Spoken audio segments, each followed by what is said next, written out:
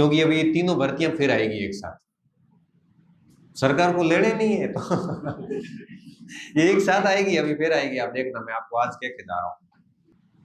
अब न तो कॉन्फिडेंस आ रहा है, मन में लग रहा है पता नहीं मेरे समय बर्बाद हो गया, ये वो बहुत सारी चीजें होती है। सेम कंडीशन वापस आने वाली, क्योंकि अभी ये तीनों भर्तियां फिर आएगी एक साथ, सरकार को लेने नहीं है तो ये एक साथ आएगी, अभी फिर आएगी। आप देखना, मैं आपको आज कह के जा रहा हूं। तब मैं आपको फिर कह रहा हूं कि आप जिस भर्ती पे आज हो ना, उसी भर्ती में लगे थे, क्योंकि एक बच्चा एक वैकेंसी में बाहर हो सकता है।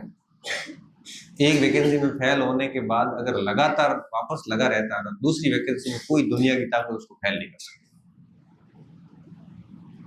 ये बात मैं इसलिए बार बार बताता हूं क्योंकि हम सच में भटक जाते हैं। बस इस चीज का आपको विशेष तौर पे ध्यान रखना है।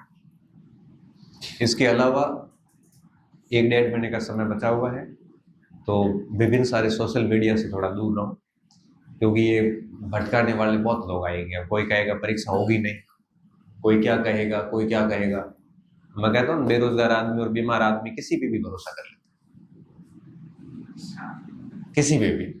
अब ऐसा कई नमूना है मार्केट के अंदर, असामाजिक तत्व पोस्ट लिख लेंगे कि सूत्रों के अनुसार फर्स्ट ग्रेड की परीक्षा आगे जा रही,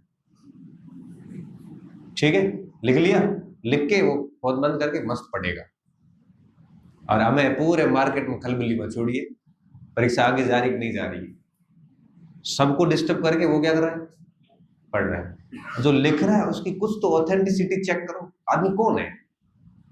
यूं ही बैठे बैठे लिख लेते हैं मार्केट में, उनको मतलब नहीं है किसी को।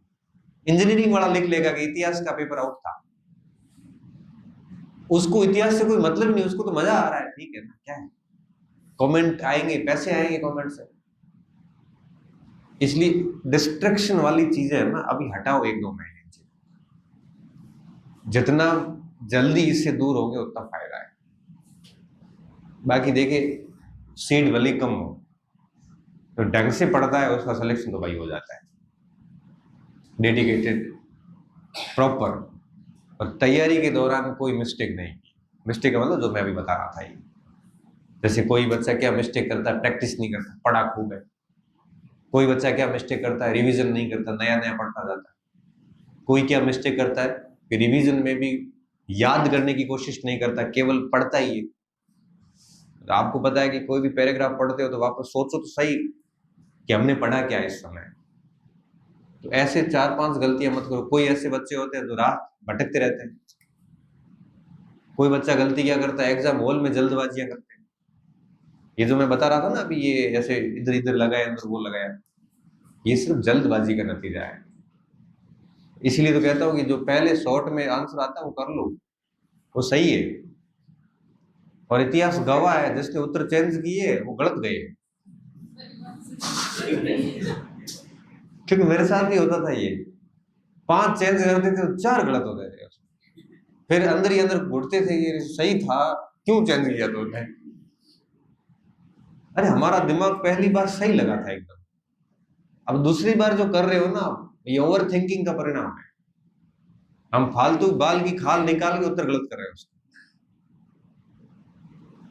अब वो बाल की खाल निकालते हैं तब हमें कई सारे दिमाग में लॉजिक आते हैं, हम बिल्कुल आइंस्टीन बन जाते हैं। ऐसे ऐसे लॉजिक आते हैं ना, साइंस भी जोड़ देते हैं इतिहास में, ऐसे करके बस कुछ नहीं गलत करना उसको। उसका दृष्टि कुदृष्टि उस पर पड़ गई है, अब सवाल गलत करके आएगा, हाथ रोक दे तो कोई नहीं।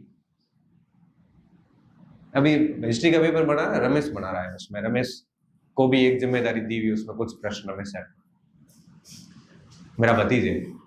तो फर्स्ट ग्रेड का पेपर देने गया, मैं देख गणित आवो बोल, इंग्लिश आवो बोल, विज्ञान आवो बोल, ना 2 बार फेल हो गया पहले पेपर के कारण।